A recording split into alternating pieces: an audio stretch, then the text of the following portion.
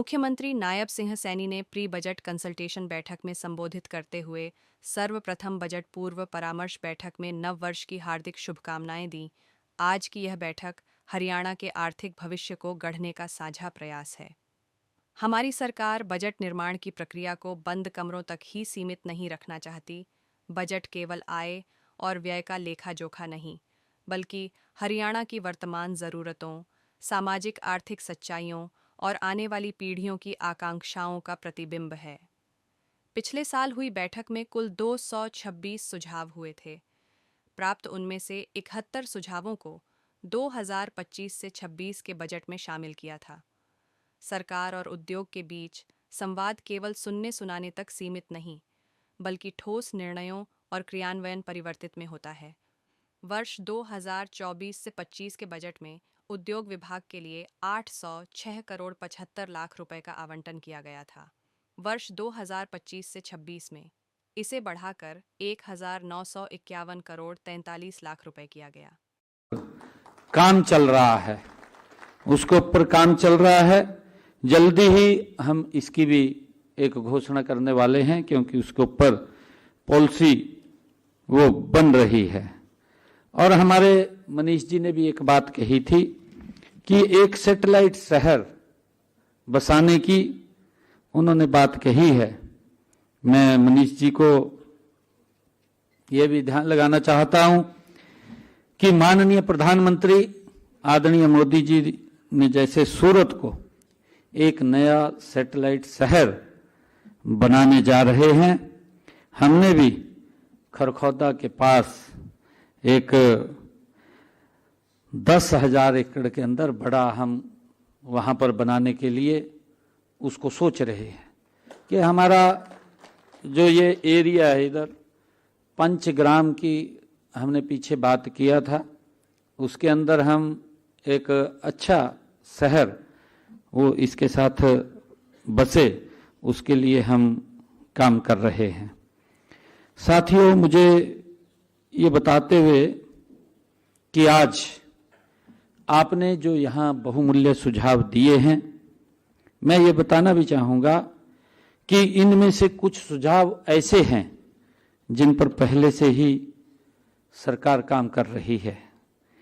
इनमें मुख्य रूप से मैं कहना चाहूँगा कि जो RRTS का जिक्र वो मैं करना चाहूँगा, उसकी भी चर्चा इसके अंदर आई है कि प्रदेश में लगभग 70,000 करोड़ रुपए की लागत से बनने वाली जो सराय काले खां और करनाल, सराय काले खां से अलवर राजस्थान बॉर्डर के बीच रीजनल जो RRTS कनेक्टिविटी परियोजना को वो मंजूरी भी मिल चुकी है।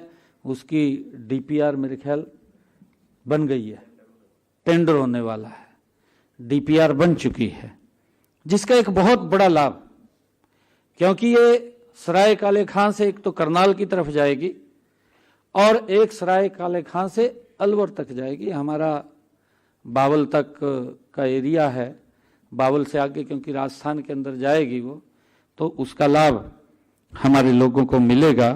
और जो ट्रैफिक की समस्या आप लोगों ने कही थी, क्योंकि सरकार उससे आगे बढ़ करके सोचती रहती है और उसके ऊपर काम भी करते रहते हैं, और धीरे धीरे करके कहीं और जो इस योजना के अंदर हैं कहीं रोड भी और निकलने हैं, ताकि आप देख रहे हैं कि पिछले 11 वर्षों के अंदर किस तरीके से भारत बदला है। अगर आप लोग देखेंगे कि यहीं से गुरुग्राम से अगर बम्बे जाना होता था, आपका कोई सामान बम्बे पहुंचाना था, तो मेरे ख्याल से 45-46 घंटे के अंदर गाड़ी पहुंचती थी, और 2.5-3 दिन 4 दिन गाड़ी चलती थी तब जाकर के पहुंचती थी। मेरे ख्याल ज्यादा दिन ना लग जाते हैं। और हैं जी, तो आज स्थिति बदल गई है। इन्हीं 11 वर्षों के अंदर आप लोगों के सामने है कि आप देखते हैं कि यहां से अगर गाड़ी आप लोड करेंगे तो आप नेक्स्ट डे शाम तक पूछ लेंगे फोन करके भी पहुंच गई भाई ठीक ठाक। ये इतना बड़ा बदलाव ये गति से नरेंद्र मोदी जी के नेतृत्व के अंदर आया, देश बदला है। और हमने हरियाणा में इंडस्ट्रियल जोन और मास्टर प्लान में ऑटो सीएलयू की नीति को मंजूरी दिया है, जिसका जिक्र भी किया है। अब खुल्लर साहब ने बताया था, जो आपके पास ये बात आई थी। और हमने जो रेवाड़ी में जो निजी क्षेत्र में मेडिकल कॉलेज की एलओआई भी जारी कर दी है। जल्द ही इसका निर्माण कार्य भी वो शुरू हो जाएगा। और साथियों, मुझे ये बड़ी खुशी भी है आप लोगों के बीच में बताते हुए कि हम लगातार जहाँ तक कन्वेंशन सेंटर्स की बात आपने की है, मैं इसके लिए भी बताना चाहूँगा कि HSIDC द्वारा मानेसर में ज़मीन की हमने पहचान भी कर ली है, ताकि वहाँ एक अच्छा कन्वेंशन सेंटर वो बने। और हमने SDM कार्यालय बावल में लेबर कोर्ट के लिए जगह का भी चुनाव कर लिया है। इसके रेनोवेशन के लिए हमने 26 लाख रुपए की राशि B&R को भी जारी कर दी है, ताकि वो जल्दी काम हो। और यहाँ लेबर कोर्ट अपना काम शुरू वो जल्दी करेगा। और साथियों, क्योंकि बहुत सारे सुझाव और महत्वपूर्ण सुझाव आपके आए हैं, हमें खुशी है कि इन सुझावों को हम इस बजट के अंदर शामिल करेंगे।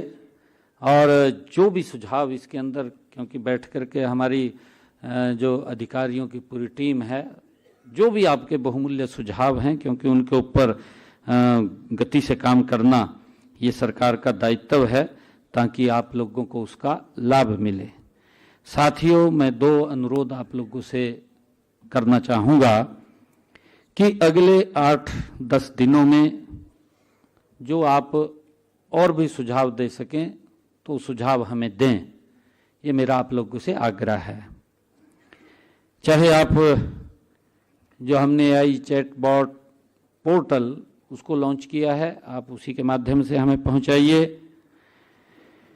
जब मैं विधानसभा का बजट ये 26-27 का प्रस्तुत करूंगा, तो मैं आप सबसे ये आग्रह भी करना चाहूँगा कि आप उसको अवश्य सुनें, उसको आप देखें। और उस समय आपको आज के दिन की जरूर याद आएगी, क्योंकि हमने सुझाव दिया था।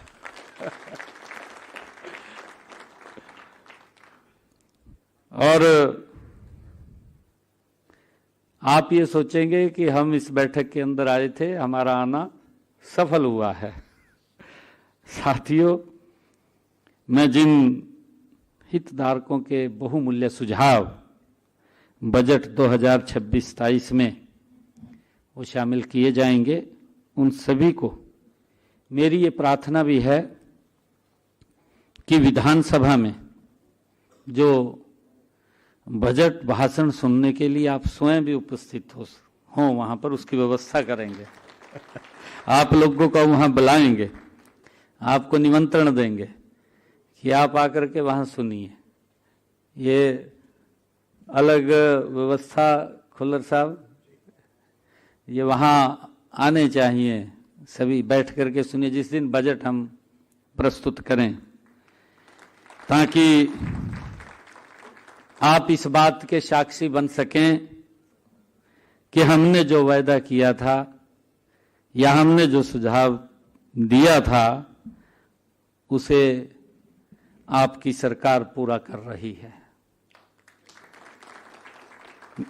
मैं इस बजट पूर्व ये परामर्श प्रक्रिया में आपकी सक्रिय सहभागिता, सकारात्मक सोच और सहयोग के लिए आप सभी का मैं हृदय से आभार व्यक्त करता हूं।